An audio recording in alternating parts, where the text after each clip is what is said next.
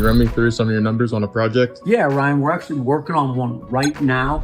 400 units, 30,000 square foot ground floor retail. You got built-in parking. Overall, it's about a 450,000 square foot gross project. This is an urban project. So when you start to go through the numbers, you're at like a $10 million land cost, $150 million for construction. Then you're gonna have soft cost of 20 million, which has your interest, development fees, all in. Take it up, let's call it a $190 million project. That's on the total cost side. Then from there, you got to figure out what kind of revenue am I getting out of a project like that? Right now, we're looking at roughly 15 million in overall revenue. Then you got to back out property taxes, insurance, other expenses for the whole building to run it. End up at, let's call it a $10 million NOI.